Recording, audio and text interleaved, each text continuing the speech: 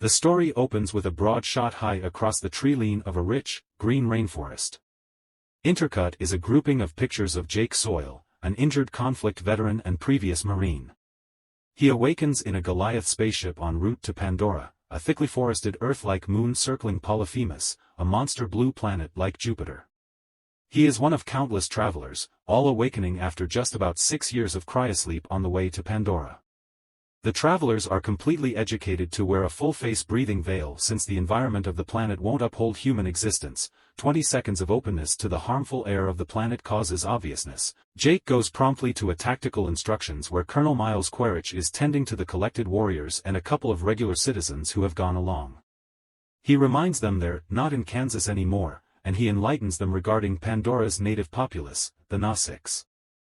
In his symbol body, Jake will actually want to walk in the future and inhale the air. The symbols seem to be their human drivers. At the point when Norm tells Jake his symbol appears as though him, Jake significantly says it seems to be his dead sibling.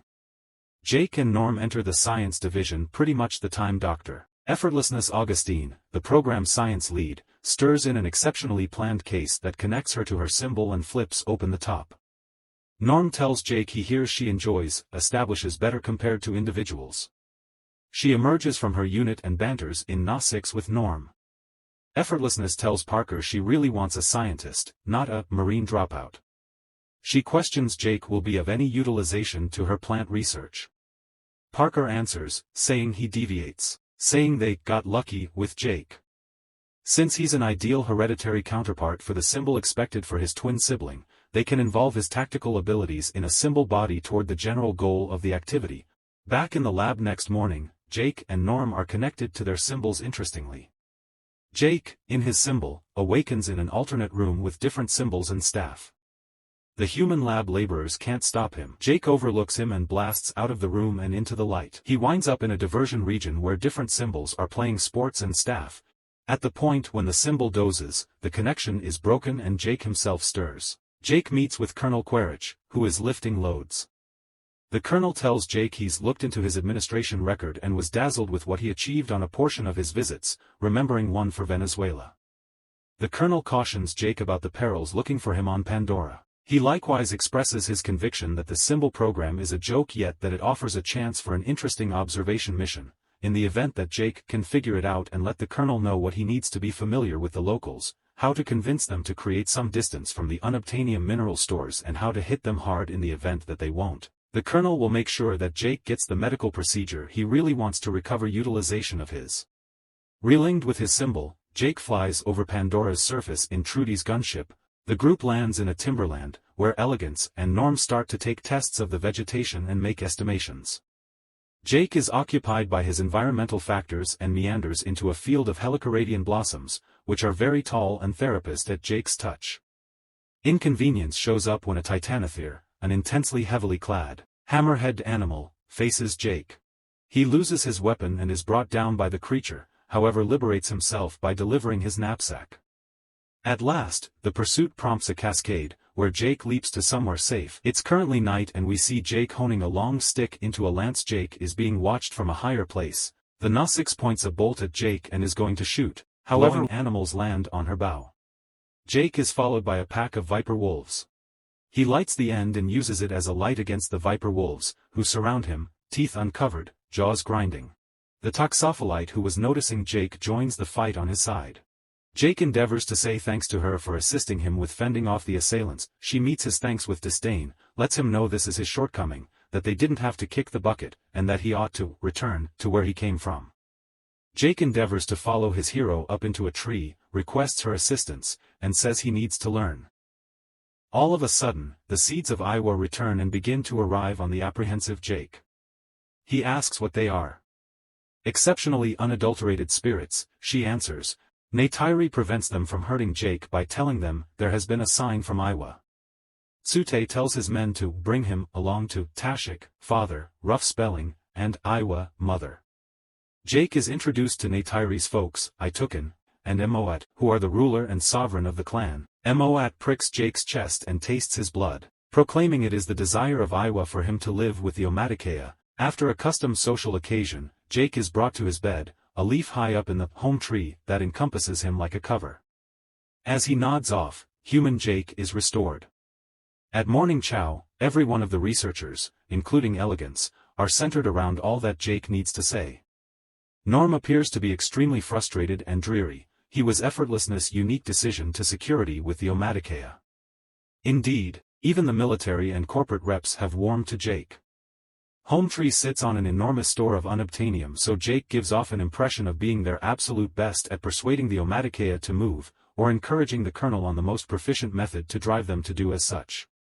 He's educated that he has 3 months to accomplish his objective before the tractors show up.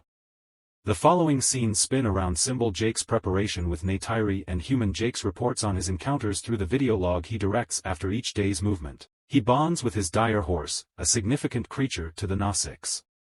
Jake should figure out how to mount the creature and interface his brain line to its radio wire. Human Jake keeps on writing about the home tree's framework and other Na-6 subtleties. Jake struggles with figuring out how to control his dire horse and is frequently alluded to as Sksong, Skown, by Neytiri and Tsute, which he lets us know signifies imbecile. Back at home tree, Neytiri shows Jake the skeleton of a forerunner of the present Torek. She lets him know the last individual to ride a Torek was hers granddad, who utilized the creature to join the 5 Na-6 clans in a period of extraordinary distress. Neytiri drives Jake to a position of petition, the Tree of Voices, where they utilize their lines to bond with the tree. Neytiri tells Jake he can make a bow from the tree, furthermore, that he can pick a lady. Jake lets Neytiri know that he has previously picked her, and she says that she has picked him. They rest together under the tree and Jake awakens back in the lab. In the first part of the day, Neytiri stirs to falling trees, then, at that point, the presence of tractors. Warriors are progressing as the woodland falls around Neytiri, who is hauling and conveying Jake to somewhere safe and secure. At their remote spot, Jake is preparing to interface with his symbol, and when he at long last resuscitates, Jake moves onto one of the tractors and attempts to stop it, in the end crushing its camera framework and drawing some gunfire. Other Na-6 fighters show up, while the colonel, exploring films back at the base, perceives Jake in his symbol structure as the individual who attempted to stop their central goal. The tractors proceed with their activity, clearing out the holy ground. At home tree, the Na-6 need war. Effortlessness and Jake contend against it. There's an extreme discussion. Tsute attempts to kill Jake, envious at having discovered that Jake and Neytiri are mated for life when he and Neytiri were pledged. Jake pronounces he is a Na-6 and merits the option to talk. Out of nowhere, both Elegance and Jake's symbols fall oblivious as the connections among them and their human structures are unexpectedly broken by the angered colonel, who captures Jake for attempting to stop the tractors. Elegance and Jake go head-to-head with RDA and military metal. Elegance uncovers that Pandora's trees structure an organization that has more brain associations than exist in the human mind and that the Na-6 can take advantage of that organization. Thusly, the Omadikeya won't ever leave home tree. Parker and the colonel examine choices. He will send off an assault on home tree and us gas bombs to drive out the Na-6. Jake presses to be permitted to get back to the Omadikeya to attempt to persuade them to leave, and he's allowed 1 hour to accomplish that goal. Jake and Elegance are not invited back.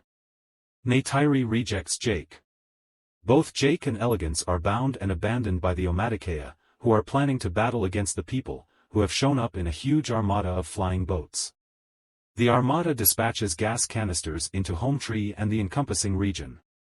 As the fight rages, a large portion of the weaponry is designated at the root construction of home tree, which is brought down by a progression of blasts and weighty gunnery. Numerous Omadikeya are killed. MOAT liberates Jake and Elegance and requests that they save the clan. Jake shows up and is dismissed again by Neytiri when he attempts to support her. Neytiri's dad Itukin is killed by an enormous piece of shrapnel. His final request on this earth is for Neytiri to take his consecrated bow and expect initiative of their kin. The obliteration appears to be interminable, and, out of nowhere, Jake and Effortlessness return to their human bodies and are instantly positioned collared for conspiracy. Norm is additionally captured for attempting to keep fighters from debilitating their symbol structures. The Na-6 accumulate at the Tree of Spirits. Trudy shows up at the cell which holds Jake, Beauty, and Norm. She tricks their watchman by saying she believes nothing should do with them, just to take out the gatekeeper a moment later. As they get ready to escape the base, Effortlessness is shot and injured by the Colonel. The group flies Trudy's boat to the far-off lab in the drifting mountains and they take a case to one more spot in the woodland. Jake gets back to his avatar body. He gathers his Banshee and embarks to find the Torek. His technique is straightforward yet can undoubtedly bring about death. Jake accepts that the Torek never searches for an assault above himself and in this manner he can be moved toward that way. Jake leaps off his Banshee and onto the rear of the Torek. We next see him show up riding the Torek at the Tree of Spirits in an Omaticaean function. Jake has effectively reinforced with the Torek. The Omaticaea are staggered to see their most noteworthy legend work out. Jake descends and clears his path through the horde of Na-6, who, odd, part before him. At the point when he arrives at Neytiri, each holds out an arm to the next and she says, "I see you." The human military have gotten the mixture of Na-6 into the region, from 200 or 300 to 2,000 soon. Going on like this, the Colonel says as he tends to his soldiers, the Na-6 will before long add up to 20,000, so, all in all their border will be overwhelmed. The assembled Na-6 force starts to show up from the sky and on the ground. Jake on his Torek, Tsute, and different champions participate fighting with the tactical airplane, basically Scorpion attack ships. Setbacks mount on the two sides. The gunships have unparalleled capability, yet are no counterpart for the Declans, who grasp them and crush them against one another. Jake, riding the Torek, is sought after and shot at by Colonel Quaritch's Dragonfly transport. Trudy shows up and starts shooting at the Colonel's order transport. Neytiri's Banshee is destroyed and killed. Norm's symbol is mortally injured and he hops back to his human structure. Tsute takes on the bombship and is killed in the endeavor. Trudy bites the dust when her boat is obliterated in a hail of gunfire from Quaritch's Dragonfly. Neytiri watches this activity from the beginning. Jake tells Neytiri through communicator to separate from the battle. Unexpectedly, through what's left of the encompassing timberland, a contingent of Titanotheres, Pandora's vigorously protected dinosaur-like creatures, shows up and connects with the Earth powers. They immediately ruin to infantry and officers in AMP suits. Colonel Quaritch gets into an AMP suit and bounces liberated from the order transport before it crumbles in a wad of flares. He winds up at the transitory camp set up by Beauty. In the camp, Jake is inside his symbol case. Quaritch, set on killing Jake, is presently gone after by a Thanator that Neytiri had fortified with and ridden to the site. With the guide of his AMP suit the Colonel kills the Thanator and Neytiri is caught under it. Before the Colonel gets an opportunity to kill Neytiri, Jake shows up in his symbol. Jake is snatched by an arm of the AMP suit and swings from his line before the Colonel. In the meantime, Neytiri has nearly liberated herself. Neytiri shoots a bolt at the Colonel, spearing him through the focal point of his chest. Human Jake is conscious however experiencing issues both breathing and attempting to get a cover on. Neytiri shows up and helps Jake on with his cover. Jake closes down in his last video log, where we discover that he has decided to move his cognizance to his symbol for good. In a function like Beauty's, Jake goes through the Eye of A.W.O.L, also, awakens in his symbol with Neytiri looking after him. Make sure to like and subscribe the video and turn on notifications so you never miss videos like this.